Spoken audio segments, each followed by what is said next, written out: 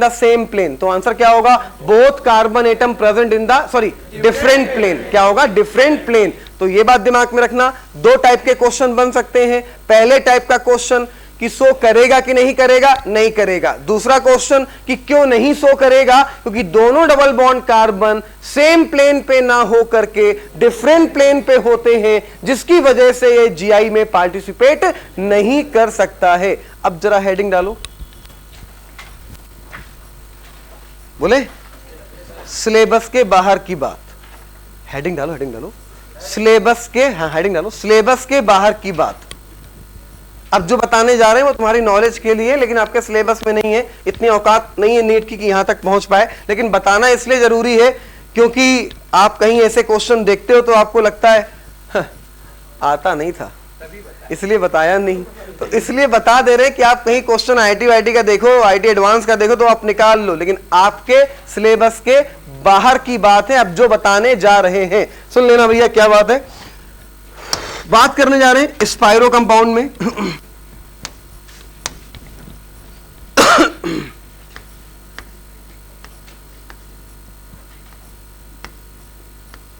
देख के थोड़ा डरोगे, डरने की जरूरत नहीं है क्योंकि ये चीज आपके सिलेबस में ही नहीं है।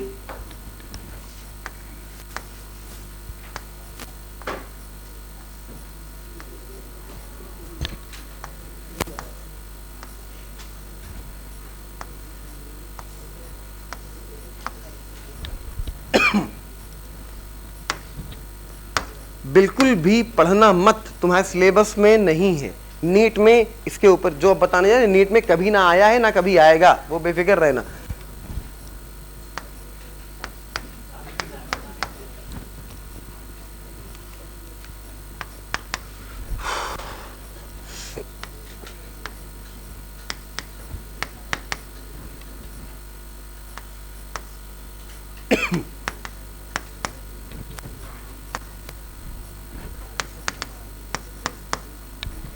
रिंग गिनो,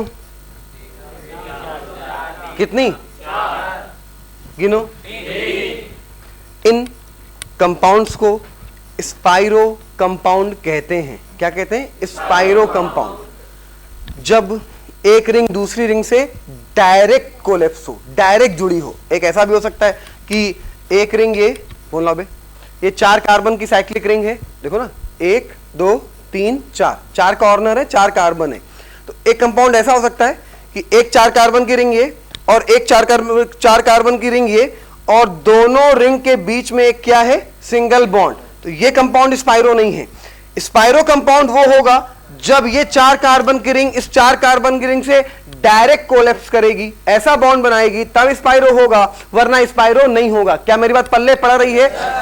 5-5 की रिंग डायरेक्ट कनेक्ट हो, 6-6 की रिंग डायरेक्ट कनेक्ट हो तो स्पाइरो होगी, वरना स्पाइरो नहीं होगी। बीच में अगर इनको कनेक्ट करने वाला कोई बॉन्ड है तो वो स्पाइरो कंपाउंड नहीं होगा। तो यहां पे क्या हो रहा है? यहां पे क्या हो रहा है?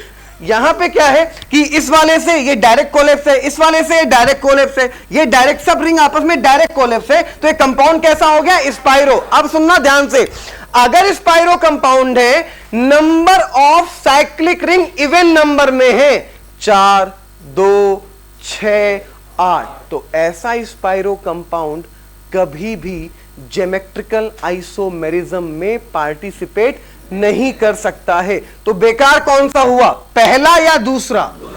मानते हो ना?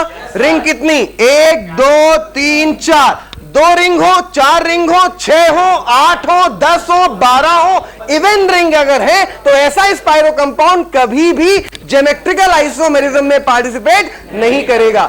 हमने ये बिल्कुल नहीं बोला कि ऑड वाला हमेशा पार्टिसिपेट करेगा। मेरी बात सुनना ध्यान से। हमने इतना बोला कि इवन वाला कभी भी पार्टिसिपेट नहीं करेगा। ये 100% कंफर्म है कि अगर साइक्लिक रिंग 2 है, 4 है, 6 है, 8 है, 10 है, 12 है, तो वो जीआई में कभी भी पार्टिसिपेट नहीं करेगा। हमने ये बिल्कुल नहीं बोला कि अगर ऑड है तो हमेशा करेगा। अगर ऑड है कब करेगा? सुनना, पहले तो ऑड होना चाहिए तो शो कर सकता है। अब टर्मिनल पे जो कार्बन है उससे जुड़े दोनों के चेहरे अगर अलग अलग हैं तभी सो करेगा, वरना सो नहीं करेगा। अगर यहां Cl हो जाता बेकार, HH हो जाता बेकार। अभी ये कंपाउंड सो करेगा क्योंकि किनारे पे, टर्मिनल पे जो कार्बन है उससे जुड़े लोगों के चेहरे कैसे हैं, डिफरेंट। और अगर चेहरे डिफरेंट है तभी सो करेगा, अगर चेहरे सेम हो जाते तो सो नहीं करेगा। क्या बात पल्ले पड़ी? नहीं पड़ी? पक्का? हम एक कंपाउंड बना रहे हैं, अभी लिखना कुछ मत, एक कंपाउंड बना रहे हैं, जरा बताना ये कंपाउंड सो करेगा या सो नहीं करेगा।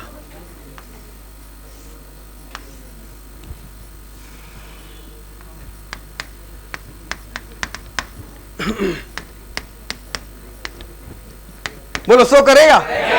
बेकार ही हो गया। साइक्लिक रिंग कितनी है? 2। साइक्लिक रिंग 2 हो, 4 हो, 6 हो, 8 हो, 10 हो, इवन में हो, वो कभी भी पार्टिसिपेट नहीं करेगा। तो भैया चलो एक और देख लेते हैं।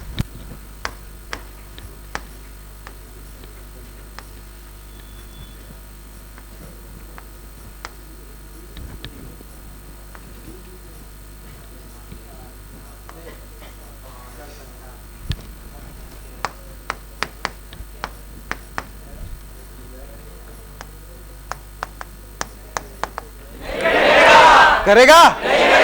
पक्का? बात पल्ले पड़ गई? लिखो। वो इस पॉइंट नंबर 1 वो स्पाइरो कंपाउंड वो स्पाइरो कंपाउंड जिनमें साइक्लिक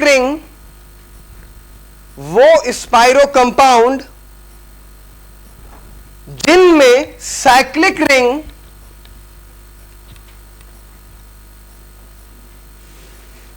इवन नंबर में हो, वो स्पाइरो कंपाउंड जिनमें साइक्लिक रिंग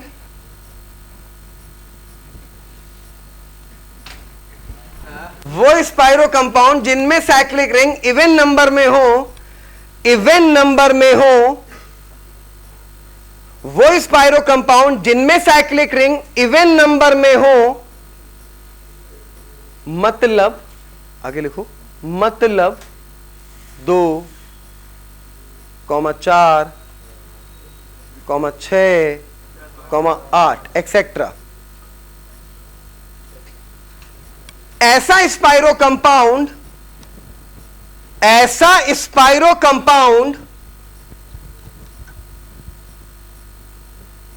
ज्योमेट्रिकल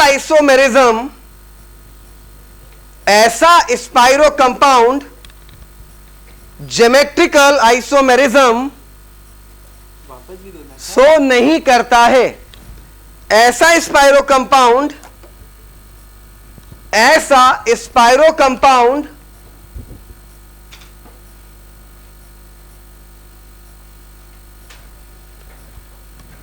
ऐसा स्पाइरो कंपाउंड ज्योमेट्रिकल आइसोमेरिज्म सो नहीं करता है। एग्जाम्पल बनाना, ये दूसरा वाला।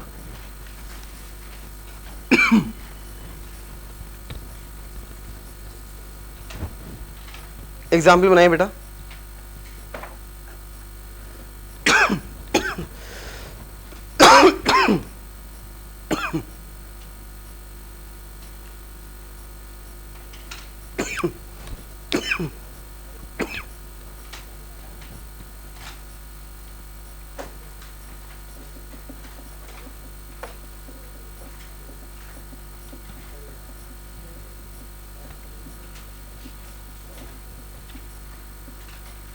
क्या नोट कर लिया?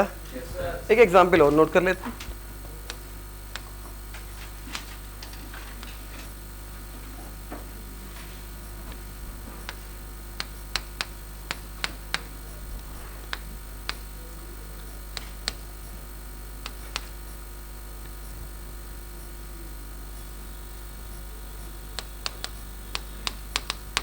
ये भी सो नहीं करेगा क्योंकि यहां पे साइक्लिक रिंग कितनी है? 2। अगर साइक्लिक रिंग 2 हो, 4 हो, 6 हो, 8 हो, 10 हो, इवन नंबर में हो, तो ऐसा स्पाइरो कंपाउंड कभी भी ज्योमेट्रिकल आइसोमेरिज्म में पार्टिसिपेट नहीं करता है।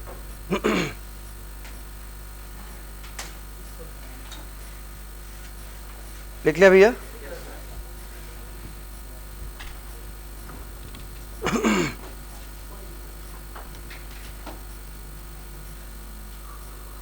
ठीक।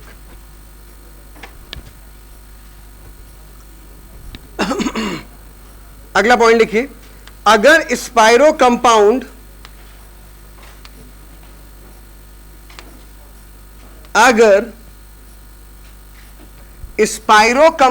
में odd number of cyclic ring है,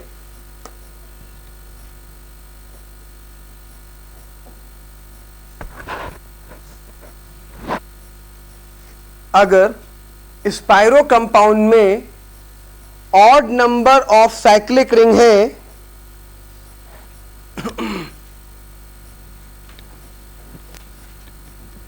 और टर्मिनल पे जो कार्बन है और टर्मिनल पर जो कार्बन है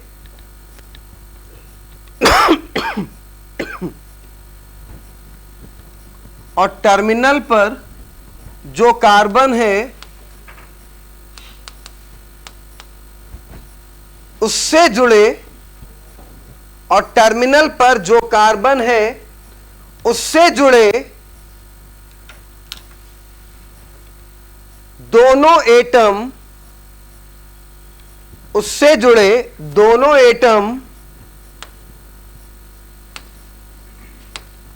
डिफरेंट होंगे,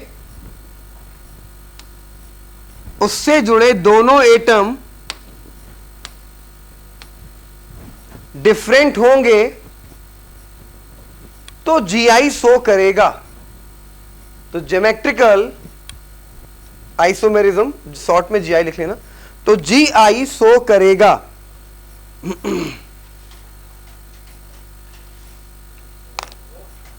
ठीक है भैया? एग्जाम्पल बनाइए।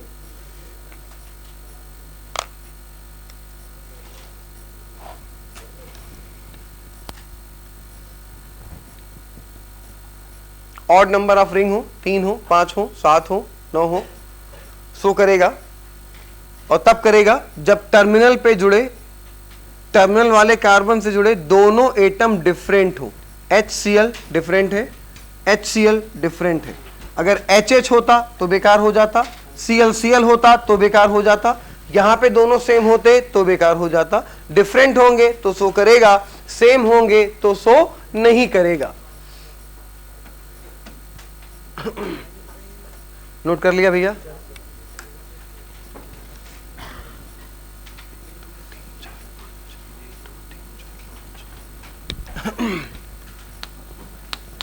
क्वेश्चन लिखिए, which of the following compound,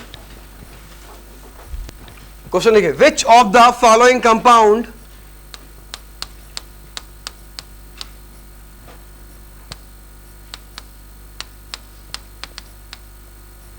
which of the following compound can be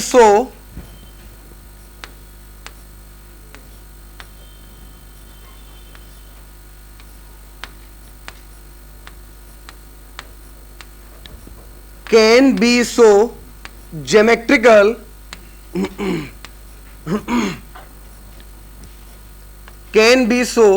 geometrical isomerism?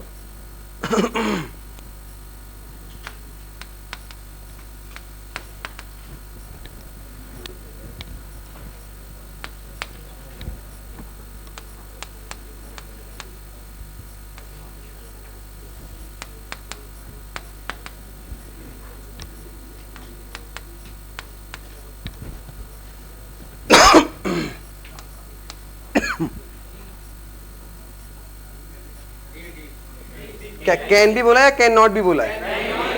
Can भी सो ना? ठीक बात, पक्का? चलो भैया ठीक है। ये सो क्यों नहीं करेगा? एलिन से डबल बॉन्ड अगल बगल है, सो नहीं करता है। ये सो क्यों नहीं करेगा? नहीं, इवन की वजह से, ऑड की वजह से। जो बोल रहे हैं उसको बताओ, क्या इवन ऑड वाला फंडा अप्लाई होगा? नहीं होगा, क्योंकि भैया ऑड तो यहां पे है ही है। फंडा क्या अप्लाई होगा, टर्मिनल पे जुड़े दोनों एटम क्या हो गए, सेम। और अगर टर्मिनल पे जुड़े दोनों एटम सेम हो गए तो ऑड में भी ज्योमेट्रिकल आइसोमेरिज्म शो नहीं करता है। ऑड रिंग हो, यहां पे रिंग ऑड है, 1 2 3 4 5, शो कर सकता था। अगर यहां पे डिफरेंट है और यहां पे भी दोनों चेहरे क्या होते, डिफरेंट, तो शो कर देता। लेकिन यहां पे दोनों चेहरे क्या हो गए, सेम, तो ये अब शो नहीं करेगा, तो ये बेकार हो गया। इधर आ जाओ, यहां शो ना करने का रीजन, डबल बॉन्ड वाले कार्बन से जुड़े दोनों एटम क्या हो गए, सेम, तो ये बेकार हो गया। यहां डबल बॉन्ड वाले कार्बन से ये अलग अलग है और यहां भी दोनों अलग अलग है, तो 100% शो करेगा। आंसर क्या हो गया, D, D part is the right answer.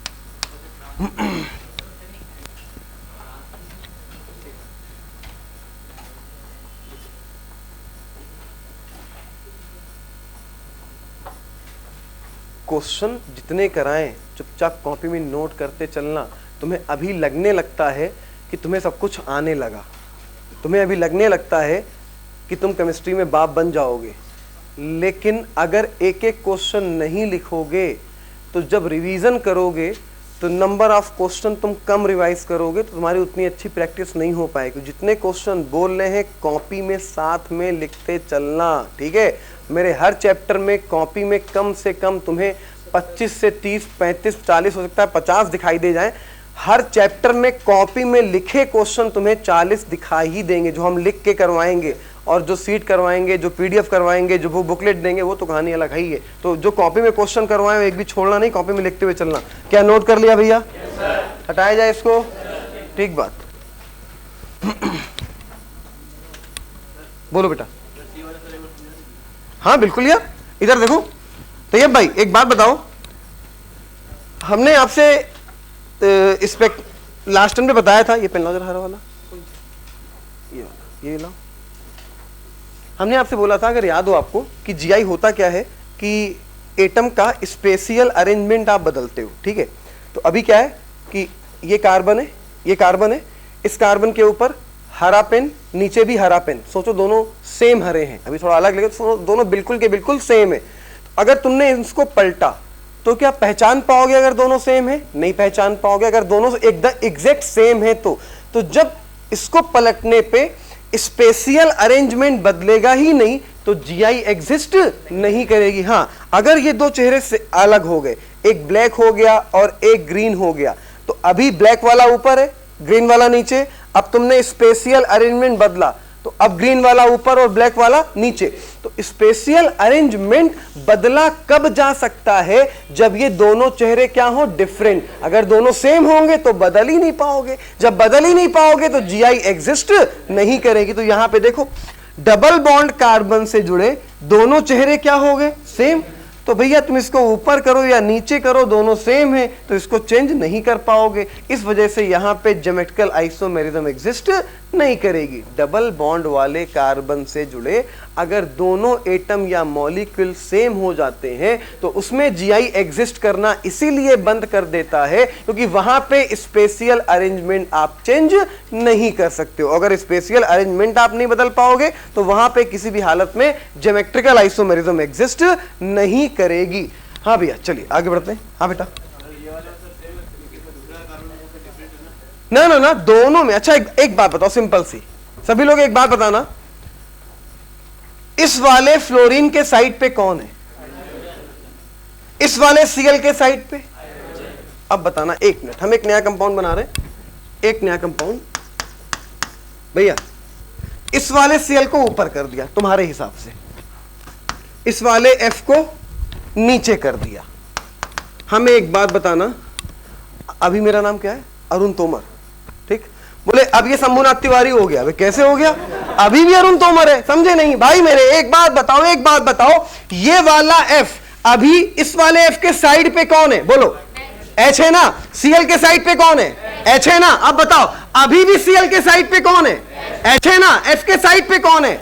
कहां बदला कंपाउंड? वही कंपाउंड है, सेम कंपाउंड है, कुछ भी चेंज नहीं हुआ। तो यहां पे तुम्हारे ऊपर नीचे करने से उसके अरेंजमेंट में इसलिए चेंज नहीं हुआ क्योंकि यहां जुड़े लोग सेम थे और हमारा देखने का तरीका ये होता है, इस तरह से होता है। अभी भी Cl के साइड पे H है, पहले भी Cl के साइड पे H ही था, तो कोई भी अरेंजमेंट में चेंज नहीं है। इसकी वजह से यहां पे Gi एग्जिस्ट नहीं। बात हमने कल बताया, तो समझ में आ गई ना भैया? ठीक। हाँ, अब हमें बताना जरा, अगर डबल बॉन्ड अगल बगल वाले कार्बन पे हो तो Gi एग्जिस्ट करेगी या नहीं करेगी?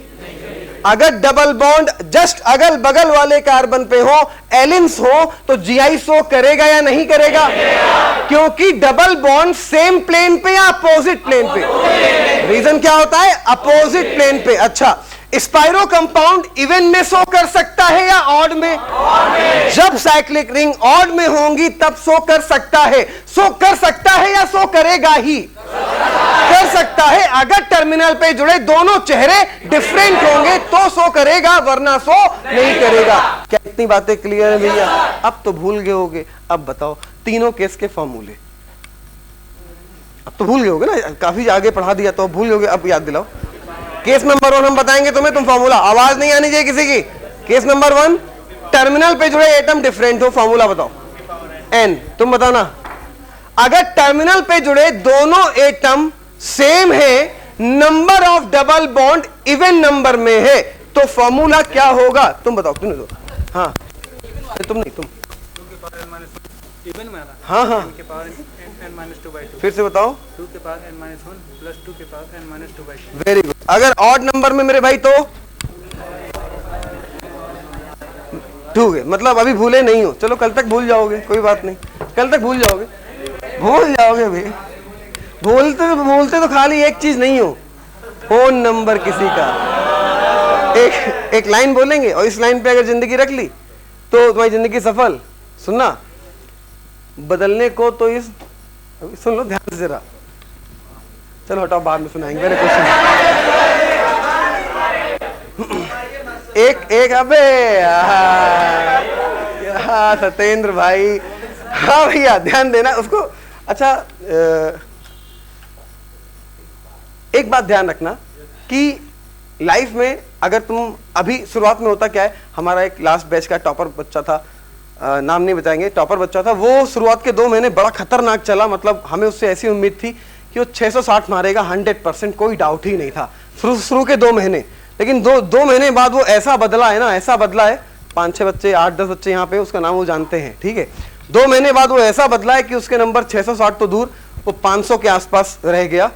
तो अगर शुरुआत में भयंकर पढ़ाई कर रहे हो तो बिल्कुल उसी पढ़ाई पे चलते रहना, बदलना मत। क्या मत करना? तो बदलने को तो इन आंखों के मंजर कम नहीं बदले, तुम्हारी याद के मौसम हमारे गम नहीं बदले। तुम्हारी याद के मौसम हमारे गम नहीं बदले। याद मतलब पढ़ाई, कुछ और ना समझना। बदलने को तो इन आंखों के मंजर कम नहीं बदले, तुम्हारे याद के मौसम हमारे गम नहीं बदले। तुम अगले जन्म में हमसे मिलोगी। कौन? पढ़ाई। कौन? पढ़ाई। तुम अगले जन्म में हमसे मिलोगी, तब तुम मानोगी जमाने और सदी की इस बदल में हम नहीं बदले। तो बदलना मत, पढ़ाई के साथ लगे रहना, कहीं और मत जाना, कहीं और मत। वही बात कर रहे हो यार। हाँ भैया, अगला केस लिखिएगा, अगला केस लिखिएगा। पढ़ाई, सिर्फ पढ़ाई से कहना करिए, पढ़ाई से। हाँ भैया, अगला केस लिखिएगा। इसी के बाद ज्योमेट्रिकल आइसोमेरिज्म, आगे लिखिएगा ज्योमेट्रिकल आइसोमेरिज्म, ज्योमेट्रिकल आइसोमेरिज्म इन, नेक्स्ट हेडिंग भैया। जो आउट ऑफ सिलेबस की बात थी वो स्पाइरो वाली थी। अब जो बात बताने जा रहे हैं वो सब सिलेबस की बातें करने जा रहे हैं। आउट ऑफ सिलेबस वाली जो बात थी वो सिर्फ कौन सी थी? वो स्पाइरो वाली, रिंग वाली। अबे ये वाली बात कह रहा, कौन सी बात? ये सिर्फ ये वाली, ये स्पाइरो कंपाउंड है, ये स्पाइरो कंपाउंड है, ये स्पाइरो वाली बात ही खाली आउट ऑफ सिलेबस थी। अब जो बताने जा रहे हैं सब सिलेबस की बातें हैं, ठीक है। तो लिखिएगा geometrical isomerism, geometrical isomerism in, geometrical isomerism in keto oxime, in keto, KETO, बता रहे spelling, keto oxime, OXIME, geometrical isomerism in keto oxime and aldo oxime. Aldo oxime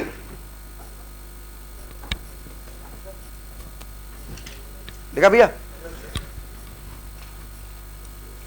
जब कोई एल्डिहाइड या कीटोन हाइड्रोक्सिल एमीन से react करता है तो oxime का फॉर्मेशन होता है, हाइड्रोक्सिल एमीन होता है NH2OH। क्या होता है ऑक्साइम? NH2OH होता है हाइड्रोक्सिल एमीन।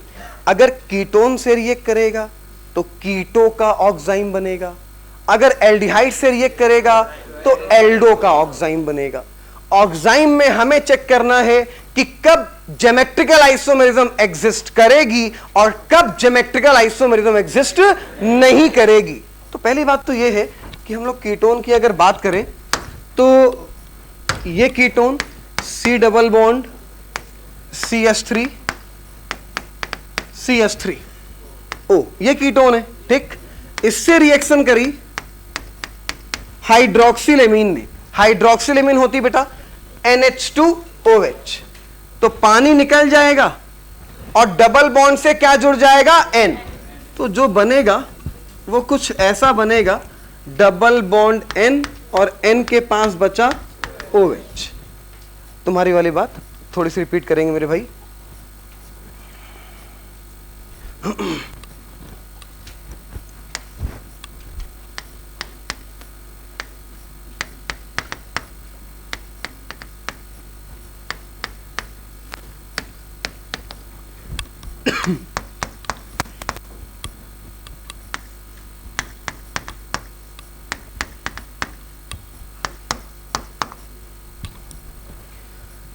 GI तब तक नहीं होगी जब तक स्पेशियल अरेंजमेंट ना बदले।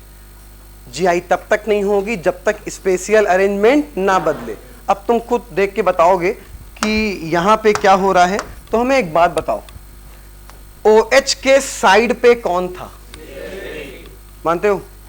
अभी भी OH के साइड पे कौन है? बदला कि नहीं बदला? नहीं बदला। अभी भी OH के साइड पे कौन है? CH3। अभी भी OH के साइड पे कौन है? CH3। ये बिल्कुल नहीं बोलोगे कि अभी OH ऊपर था और अभी OH नीचे है। हमें ऊपर और नीचे से मतलब नहीं है, हमें इस बात से मतलब है कि इस वाले प्लेन पे अभी OH के सामने कौन बैठा है? CH3। और अभी भी OH के सामने कौन बैठा है? CH3। तो इस कंपाउंड में ज्योमेट्रिकल आइसोमेरिज्म एग्जिस्ट करेगी या नहीं करेगी? मानते हो ना भैया? अगर दोनों चेहरे सेम हैं यहां पे तो किसी भी हालत में ज्योमेट्रिकल आइसोमेरिज्म शो नहीं करेगी। पॉइंट बना के लिखिएगा, पॉइंट बना के लिखिएगा। अगर कीटो ऑक्साइम या एल्डो ऑक्साइम में अगर कीटो ऑक्साइम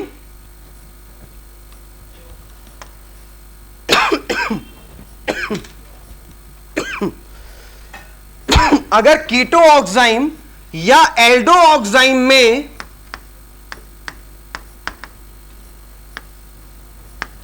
डबल बॉन्ड वाले कार्बन से जुड़े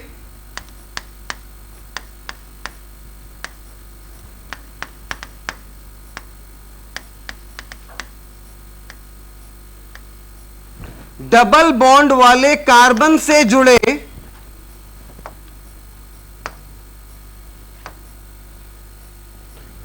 दोनों चेहरे सेम हैं, डबल बॉन्ड वाले कार्बन से जुड़े दोनों चेहरे सेम हैं, तो ज्योमेट्रिकल आइसोमेरिज्म, दोनों चेहरे सेम हैं तो ज्योमेट्रिकल आइसोमेरिज्म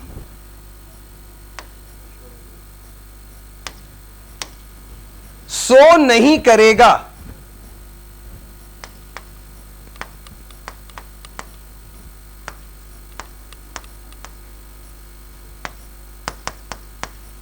एग्जाम्पल बनाइए, याद नहीं करने हैं एक भी एग्जाम्पल, बस दिमाग में रखना है।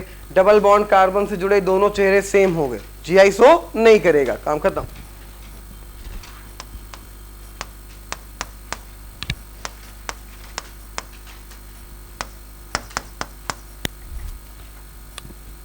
ओके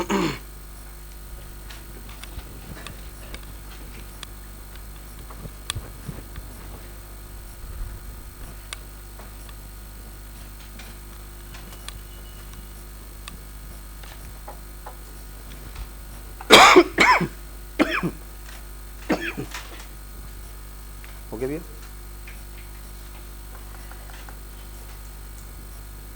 नोट कर लिया?